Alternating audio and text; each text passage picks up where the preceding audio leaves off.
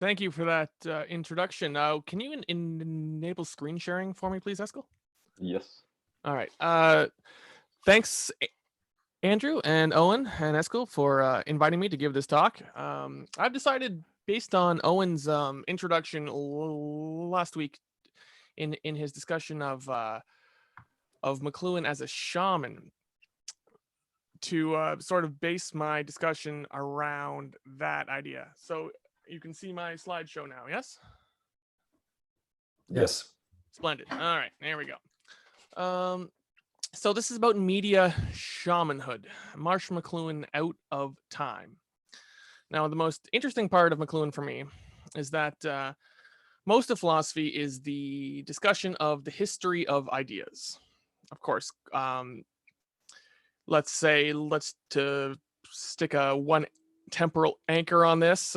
The Socratics. You've got Socrates, Plato, and Aristotle rebelling against the sophists and their rhetoric, and Aristotle develops logical syllogisms and says, no, we have to be rational, we have to think about things. This was an idea, a concept which has lasted over 2,000 years, sort of undergirded most of philosophy since then.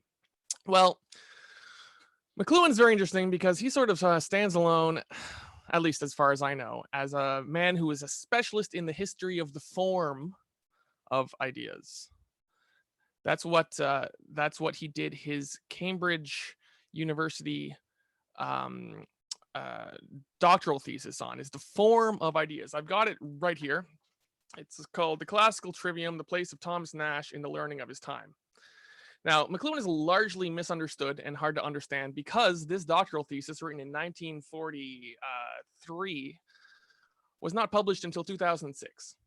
So the first 50 years of McLuhan scholarship are absent any understanding of the depth of his grounding in the analysis of the style of English language. Well, not English, of Latin and of Greek.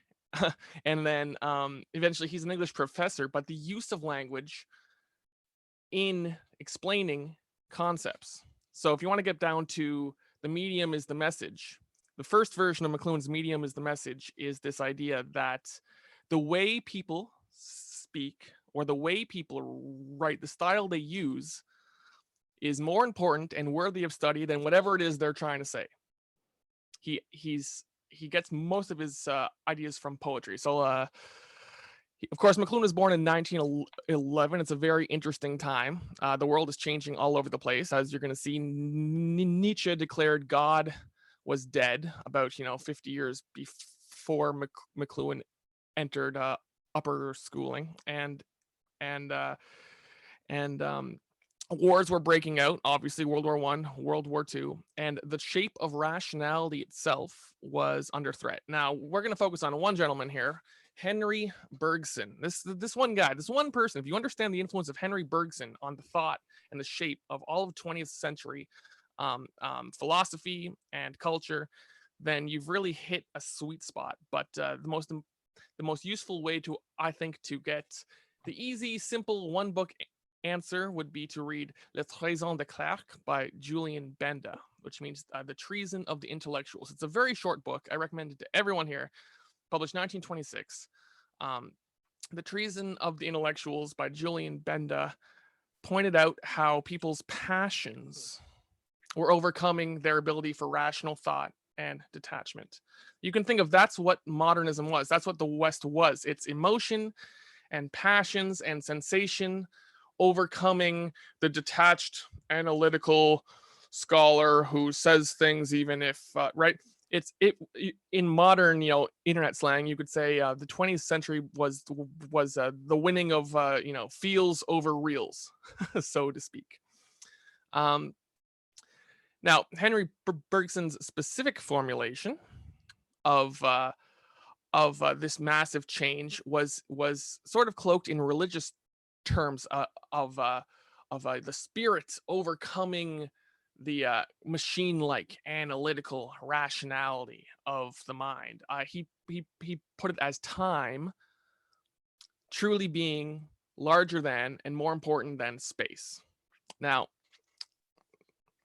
time and space are such amazingly ubiquitous ground concepts that we have a hard time thinking of them in a detached view, because we're sitting here going through time, existing in space as embodied beings. These are the two fundamental dimensions of everything about our, conscious and existential being, right? So these are the heady thoughts which are being debated 100 years ago, 120 years ago.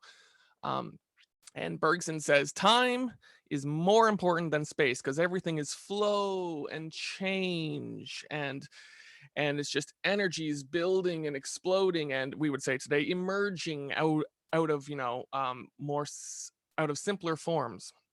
And uh and uh to be logical and rational the way Aristotle and his syllogisms wanted us to be, and the way that Descartes, tried to measure everything and find its coordinates and fix it into a math you can do on a chalkboard, and the attempt to be rational, that turned us all into machines, and now we have to re-embrace this instead of, right, that space, physical, hard, concrete space, trying to make everything concrete and machine-like and physical, right? That's we've been that way too long. It's time to gush with our emotions and think intuitively, right?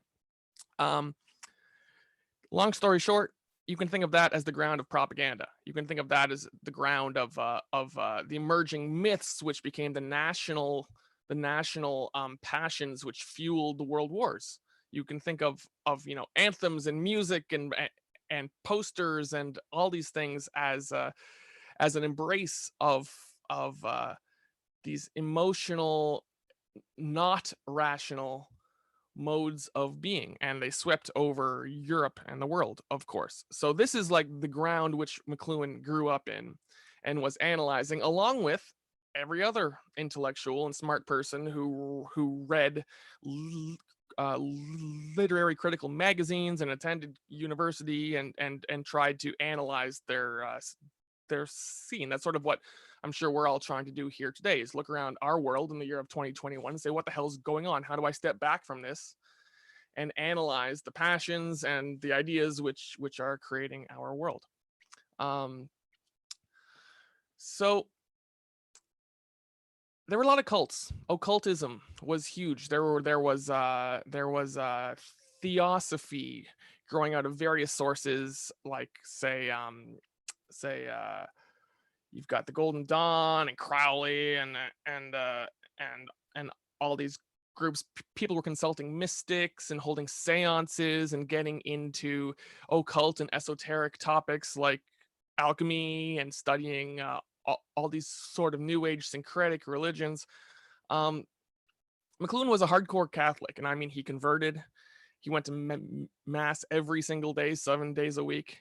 He was very much wedded to the Catholic Church, and the intellectual tradition he grew out of was something of a, well, let's call it a neo-Thomism, which I won't get distracted here, but St. Thomas Aquinas greatly elaborated the ideas of Aristotle, but worked very much on explaining the human senses and the human as a rational animal, um, uh, uh, and the rational part, the ability to think clearly itself, being the thing that made us human and put us above animals. So let's go into it that far. So the neo-Thomists, which McLuhan read, were heavily critical of Henry Bergson and his idea of surrendering to the flow of life and the flow of your passions and your intuitions.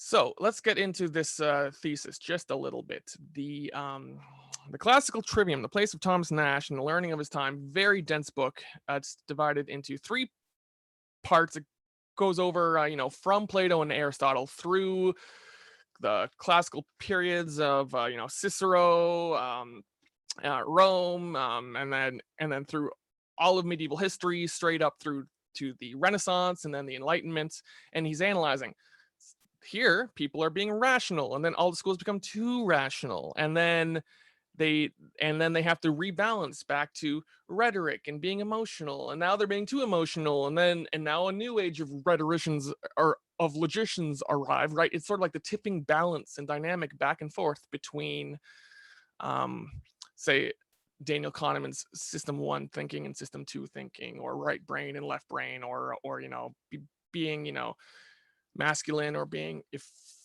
effeminate, these simple dichotomies which perennially define psychology.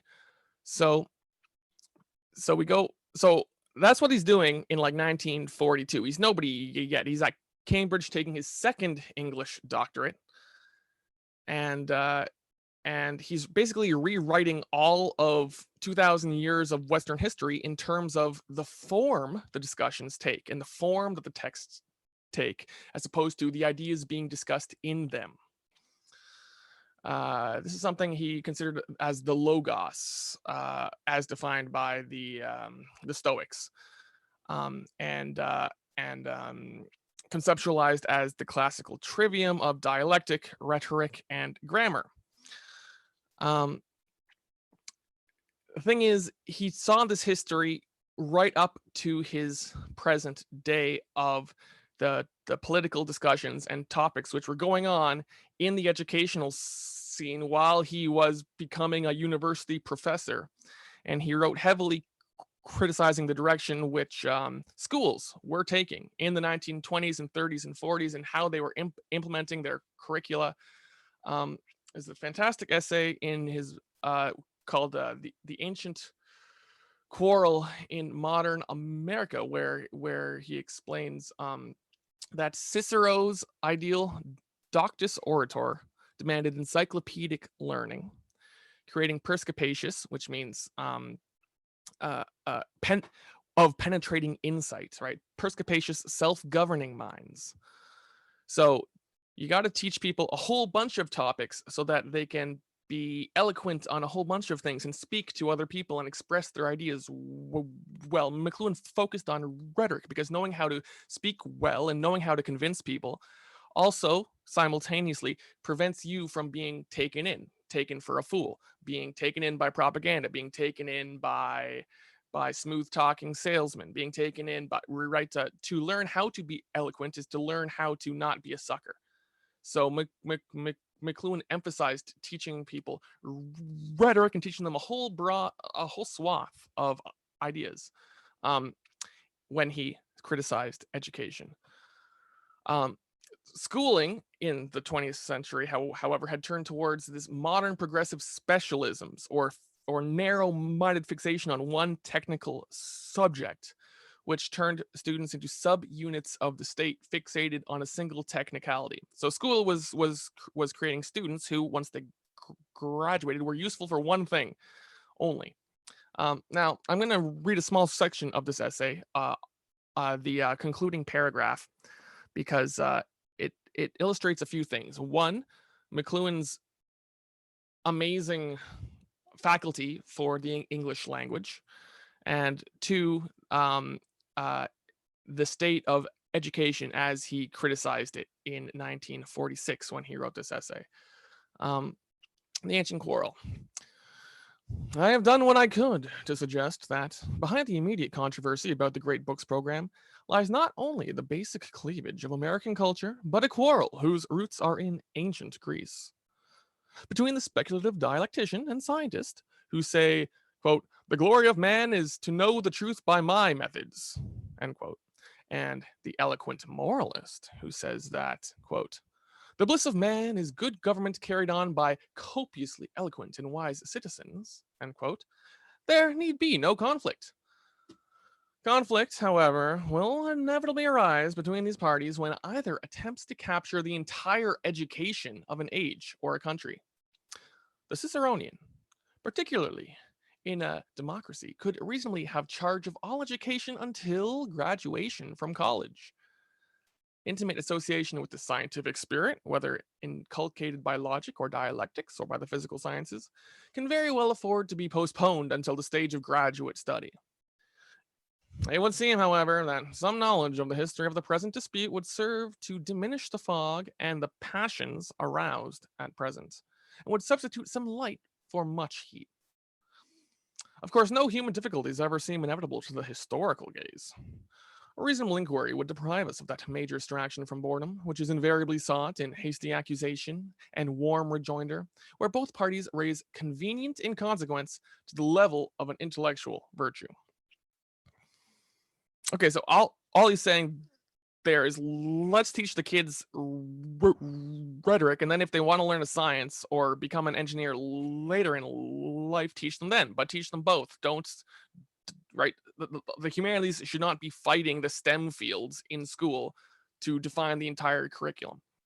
But the way he says it is amazingly eloquent. This is why he goes over people's head, because when I read this, I had to pull out my dictionary and look up 6 words just to make sure I was understanding what the hell he's getting at, right? It's because McLuhan studied modernist poetry. If right, McLuhan's study of the forms ideas take went through came about through his education in the new style of literary criticism, which is he spent years learning how to analyze poems and analyze the history of poems written over hundreds of years. So in the 17th and 18th century, you had romantic poets who were sick to death of all these factories and machines and cities and hustle and bustle and pollution, and they just wanted to get back to nature. Think of Rousseau, right? They wrote poems trying to capture the beauty of nature. They thought that they could heal the human spirit by writing poetry about, fields and flowers and the sunset and harsh storms and all these things, right? And they spent their lives creating the language to capture the beauty of nature. Now, what happened is the form that the Romantic poets of how to write poetry, which captured the beauty of nature, that form became transplanted by the symbolist and modernist poets 100 years later into a way to enchant the world. The form of how these poems were written became a way to make the city as beautiful as nature, to make machines as beautiful as nature. And McLuhan, reading the modernist poets like Ezra Pound, T.S. Eliot, and James Joyce especially, saw how the form of their language usage could be used to create perceptions of the world with any emotional feeling that you wanted to give it. So here's an example of that with the Love Song of J. Alfred Prufrock by T.S. Eliot. So this poem basically inaugurated modernist poetry. So here's the first few lines here from 1915. Let us go then, you and I, when the evening is spread out against the sky, like a patient etherized upon a table. Let us go through certain half-deserted streets, the muttering retreats of restless nights in one-night cheap hotels, and sawdust restaurants with oyster shells. Streets that follow like a tedious argument of insidious intent to lead you to an overwhelming question. Oh, do not ask, what is it? Let us go and make our visit. In the room, the women come and go, talking of Michelangelo. Now, in this poem, of course, you can see that Eliot is describing the contemporary cityscape in the way that the Romantic poets were analyzing nature, right? A couple hundred years previous. This way of enchanting the world is precisely that which became mechanical and automated, and the grounds for all of the propaganda which led to the nationalisms which tore the world apart in World War I and World War II, and created the modern commercial state of advertisements and the media world as we know it today. That was McLuhan's thesis, at least. So McLuhan spent so what you learned about last week was Marshall McLuhan, the media guru, the man of the 60s, who was going around with all these amazing ideas: hot media, cool media, the world is a global village, right? That what we're looking at now is the former McLuhan, how it is he came to become this iconic rock and roll pop star in the 60s. First, he was a very condescending, very judgmental, angry school or university professor in the 40s and 50s, basically pissed off at how dumb everyone was. You can think of his books as very long, complicated, or his writing from the time, most of which wasn't published, was basically him screaming, "Wake up, sheeple! Can't you see they're manipulating you?" He's basically doing like a very highbrow Alex Jones act in the 40s and 50s. No one is buying it. Here's an example from an unpublished book that I happen to have the privilege of owning a private copy of, called Typhon in America. So the Nielsen ratings, McLuhan would always say that the Nielsen ratings were Big Brother manifest.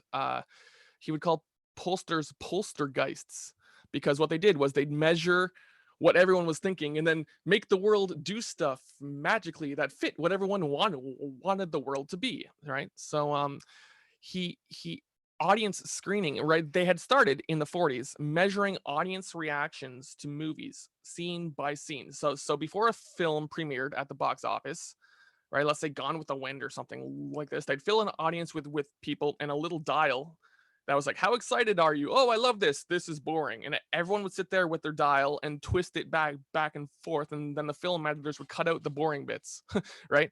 And this mode of making art is extremely mechanical and artificial, and it was dumbing everything down, McLuhan thought. But that's just my summary. Here's how he put it. Quote, "The basic assumption underlying this sort of human engineering is that people are just so much raw power to be harnessed to permit the wheels of commerce to turn more swiftly and smoothly and cheaply. The market research engineers are not the dictators of club and fist, but the shepherds of utility and comfort. They're nice, average fellows who have developed a technique. That's all. They've got know-how. And their families are just as much of victims of their method as we are. In fact, they are precisely in the position of the chap who says, 'I didn't know it was loaded.'" As we shall see, the school system is working along precisely the same lines and peddling merely verbal and mechanized formulas for immediate use. The kids coming off those assembly lines have been processed for consumption in a time machine that renders them obsolescent in a few years. Now, if that's not foreshadowing Pink Floyd's The Wall, I don't know what is, right? Um, they aim not only at providing a mental dim out by means of a huge crescendo of sensation, but at the reduction of all constituents of consciousness to a, quote, single wavy line which expresses a cash ratio. In fact, this gadget, the audience testing gadget, is a spectacular paradigm of the totalitarian intolerance of the individual. There are few people in the worlds of business, politics, or education who would be perturbed by the passages of description quoted above. Not for them the morbid task of lifting the lid on human motives.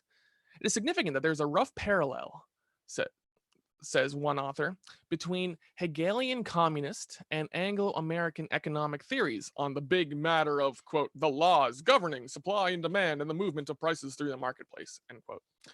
For Hegel and Marx, the absolute unfolds as history through us. It is really us, and we are it. So whatever people choose to do about manipulating power and people is necessarily underwritten by the absolute. Presumably, the absolute is impatient to become bigger and more powerful and efficient, so there are a lot of displaced persons being shunted around in accordance with its one increasing purpose. People aren't really people, of course. They're just little space-time agglomerations of absolute energy. Some of these little configurations are obsolete. They don't register in accordance with the latest IBM intuitions of the absolute. So they might as well be liquidated back into a great sea of primal energy to be used again. Better luck next time. So, look at that. We're all living inside of the simulation of a giant IBM computer, screams McLuhan in 1947. No one's listening. No one. He tried to publish his book. He sent it around to publishers. I've read 6 rejection letters. He eventually rewrote the whole thing, called it The Mechanical Bride, his first actual publication here. Fantastic book, heavily recommended. It's his last angry McLuhan book where he's trying to wake people up and jolt them up in again, I'm going to call it an Alex Jones style. Wake up, people, you know, your world is fake. You're living in the dreams of hallucinations of propaganda and advertisements, and you're all a bunch of commercial sheeple, right? Fantastic book. Now,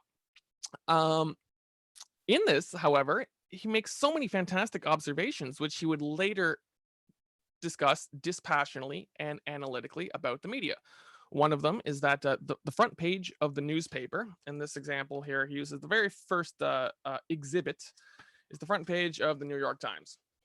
See here, the New York Times, I think it's like 1952, some issue. And he points out, look at the way that all these little stories and headlines are just thrown together side by side, right? The telegraph did that. Without the invention of the telegraph in the 1850s, and without newspapers being able to put a new story in front of your face every single day from all over the world and create sort of this top-down view of the world through stories every single day, none of the strange, disorienting Alice in Wonderland rabbit hole cognitive effects which were striking the populace would have been possible. Uh, this is just a question you might want to think about. Has it ever occurred to you that the headline was only invented 150 years ago or so? Like, what is a newspaper headline? It's a very short couple of words that are trying to poetically and creatively capture an entire story, knowing that most people won't even read the article. They just read the headline of the article. This is a new phenomenon. It only was invented when we had the newspaper. This is relatively a very young thing in the long history of thinking and of philosophy. And that's exactly what a tweet is today. It's right. We use the word telegraph to describe punctuated, short, and sweet terms, right? Because it came from the telegraph. So yeah, this book is excellent. Definitely worth reading cover to cover. I'm doing so with one of the students I'm tutoring right now to wonderful effect. So let's get on to very quickly part 2, Through the Vanishing Point. McLuhan transcended form and content by looking at all material forms as separate from their surface sensory perception. So he didn't have any concepts, right? When McLuhan reinvented himself and became world famous, it's because he dropped his prejudices and his judgments, and he became just this voice of observing the material reality of the world while everyone else was staring at the content or the forms of it and was being manipulated by the forms it took superficially. Like, everyone was superficial. He was trying to get to the ground of the material world, not some abstract philosophical ground, not some conceptual ground, not some spiritual ground, even though he was Catholic. All he was saying, look, here's the material physical reality. Look, this is just a book, which is called Through the Vanishing Point. It's basically, this book is fantastic because what he does is he takes poems and then he juxtaposes them with paintings. It's like a poem and a painting, and he shows how the poem is doing in words exactly what the painting is doing in paint. And he goes through the history, all of art history, looking at how the form of the painting and the form of the poem, both contribute the same effects to shaping our perception. Owen got into a lot of that last week. You saw the history of realist painting through to modernism. That's fleshed out best in Through the Vanishing Point. But more so, McLuhan used the term Through the Vanishing Point to talk about exactly the same cognitive rabbit hole that Alice fell through in Alice in Wonderland, or the sort of the monolith of 2001: A Space Odyssey, when the astronaut Dave Bowman goes through the monolith and becomes reborn. It's something which in mystical or occult terms is like a death and rebirth, or a psychological metamorphoses of the sort, which was being talked about in occult circles, but which he was trying to explain dispassionately as a function of art. And so, having already in his thesis written about, rewritten 2,000 years of Western history based on the Trivium, he does it again, this time based on Western history as seen from the perspective of its created environment, which is the alphabet, spoken word, written word, the printing press, all these things. McLuhan climbed outside of the text, or he didn't talk about the history of ideas. It wasn't about, here's what, Plato said, and then here's what Kant said, and here's what Hegel said, and here's what Nietzsche said, and here's what Heidegger said. Those are ideas in books. He was just talking about, we made books. Here's what the books saw happening to us. He saw humans from without, from the perspective of their environment. That's the famous McLuhan's, the iconic McLuhan's intention in all of his works.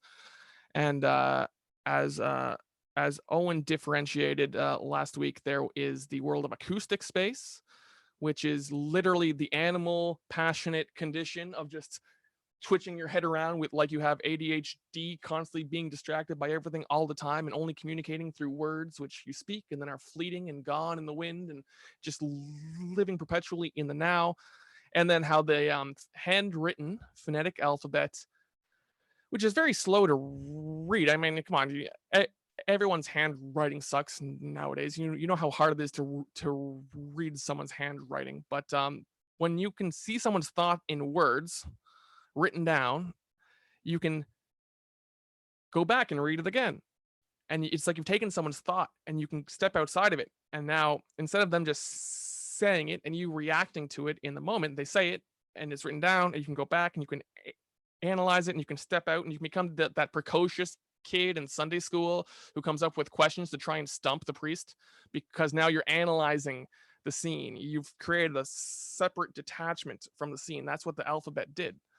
And then McLuhan says that the printing press 500 years ago created words so crisp, so easy to read, so right, your eyes can scream right through the text super fast because all the letter forms are perfect, that speech was totally divorced from words, and our brains just became word processing, silent word processing machines that could think thoughts silently in hyperspeed. And this created the ground in which Descartes, the famous mathematician and philosopher, could come around and invent the concept of Cartesian space, or X, Y, Z, three-dimensional space, the space of a perspective painting, the space of streets that are laid out in grids, the space of that we as humans psychologically project onto the world as measurable in coordinate systems and then do math with those coordinates. Everything today is a cybernetic computation of measurements based on data, which is collected by pollsters and put into machines and then processed, and which then process us and create our world for us, right? This came out of Descartes, and Descartes could only have created this if he was reading books all day, to low level format his brain to come up with these ideas, and to low level format our brains to be autistic enough to actually go, yeah, that's a great idea. Of course, the world is all numbers and coordinates in three-dimensional space. And then Newton animates this world by defining the laws of physics in which a perfect mathematical space can operate. The forms of arts created in those centuries since the printing press up until modernism uh, uh, reflect that mechanized world, the world in which we are married to our machines, the world of the mechanical bride. So visual space is coming back with the radio, with glossy magazines, with propaganda, and now with television in the 1950s. Holy crap, we're going to plunge right back into a world of sensation. We're going to lose this detached mechanical view. We're all going to become hippies. He's freaking out about everyone becoming hippies 10, 15 years before the hippie movement. So then when the hippies finally came around, he's perfectly positioned to step right in. He saw them coming for 15 years, right? And that's when he put on the work of James Joyce. Now, James Joyce, as a poet, his James Joyce is really an amazing person to study deeply. He wrote Ulysses and Finnegan's Wake, which are famously hard to read because James Joyce, growing up, read the entire encyclopedia cover to cover and then reprocessed and messed it around so much in his head that he created this really holographic, crazy acid trip of a style of writing, which McLuhan was very deep into. And I'd just like to, this is my last reading here, but here's a section from Finnegan's Wake to give you an idea of the style of language which McLuhan put on for most of his career. Was he pitched for an ensemble, as certain have diagnosed of him against our seawall by Rury, Thoth, and Cleaver, those three stout swain hearts, Orion of the Orgiasts, Mirashel MacMuin, the Ipsidoden, product of the extremes given quotidience to our means, as might occur to anyone, your Brutus Layman with the prince's champion in our archdeaconry, or so we clept from Cleo's clippings, which the cronker of chivalries is sulpicious, save he scan.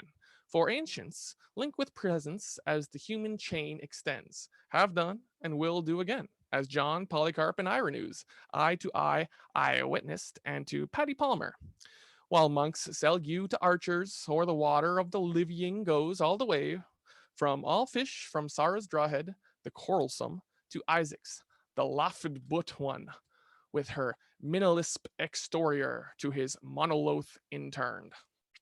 Um, I'm a member of a few Finnegan's Wake reading groups. I pop in infrequently, but this book is the most fun thing in the entire world to read out loud with a group of people, because then you interpret it, you try to figure out what the hell is Joyce saying, and that it represents the refusion of the written word and the spoken word, because you don't know what Joyce is saying until you hear someone read it out loud. That's what James Joyce was doing, is he was bringing together language which had been broken into these two domains, the spoken word and the written word, and demonstrating how they would come back together without losing any of their individual nature. So 5 minutes left here for my presentation here. I'd like to close on the topic of this on this media series here, and that's as seeing as this is the Manifesto Group, I think I'd like to talk a little bit about fathers and shamans, because one, we can study McLuhan for his content, but I think for this group, ideally, what would be useful is studying the form of McLuhan himself. As Elana Lamberti puts it in her book Marshall McLuhan's Mosaic, McLuhan was the guru's guru. Imagine it's the late 1960s in Toronto when you're crossing the St. Michael campus, rushing to get to your next class. All of a sudden, you see John Lennon and Yoko Ono arriving to McLuhan's coach house and entering his Center for Culture and Technology. Then imagine that happening on a regular basis, a never-ending procession of celebrities from both the corporate or institutional world and of the counterculture, entering McLuhan's temple at the University of Toronto. McLuhan was more than just a media guru, he was the guru's guru. Right, McLuhan himself is interesting because you study through him. You don't study McLuhan. You study the form the world took through his perception of it. So, ideally, when you're reading McLuhan, what you're really doing is trying to go read the books he was reading, watch the movies he was watching, see the ads he was analyzing, read the poetry, like I've tried to demonstrate here. Read the poetry he talks about. Because if you study McLuhan, you boil him down to a few, pop phrases. When you try to understand the form that our media takes in the world and how it impresses on us and the sort of people it creates, well, then you're entering into the level of, explainer of the world. It's a shamanistic role. It's one McLuhan took on not wholeheartedly as sort of a personal reinvention, but as a satire. He was basically a guru. He was acting the guru, acting very well, right? He had decades of preparation, but right, he was earnest, but he wasn't necessarily drinking his own Kool-Aid. Let's put it that way. Yeah. You don't need to be a guru. It's sufficient for men today. What the world needs today is fathers. The guru is someone who's lost in time and space and had to put their world back together and is transformed and speaks in riddles like McLuhan was doing. That's definitely not for everyone. That's definitely not what you should be aspiring to do today. That's more of like a recovery because you've had a psychotic break or something. You're trying to build your life. You're overcoming a trauma, or you've got an overwhelming crisis in your life that you're trying to be resilient, right? Damaged people heal into gurus, but what you need to do is judge the gurus and be a good person to your friends, your family, and your community. Be rational and understanding, but keep an open mind without getting sucked into some sort of emotional maelstrom. But if you're going to be a shaman, the best thing you better do is learn your native language. I know I speak English. I know most of you are in Europe, and so you've got a language with a rich history and centuries of poetry and art and literature that you need to learn and understand, because if you're going to speak without sounding like a nut job as a shaman, you need to master your native tongue. You need to talk with people, have bull sessions exactly like the one that we're about to have. You need to be a fool, the archetypal fool in Peterson's sense. You need to allow yourself to be vulnerable to change without, again, getting lost to someone else's to someone else's media construct. And you're not the center of attention. The world as you see it is the center of attention, and your audience passes through you. But both shamans and fathers can agree that the human scale, humans talking to one another like we're doing now, is the ground of being, the ground of communication, the ground of coming together. Written words and media and Photoshop are all distractions which stretch us out of place. The next generation is going to grow up in, we grew up in a world different than our parents grew up in, but we all share centuries of common history that every generation also has to be in touch with traditions. So we can't valorize children for being smarter than the adults. That's a massive problem today that needs to be redressed. Judge yourself on how you treat people, not what you achieved. And you notice that celebrities are going crazy. It's because they're all media icons, and they're basically, their body, their being is at the end of this image which is created by other people. These are all things that you can explore when you're looking at YouTubers and up and coming podcasters and the intellectuals, which you'll be covering further on in this course.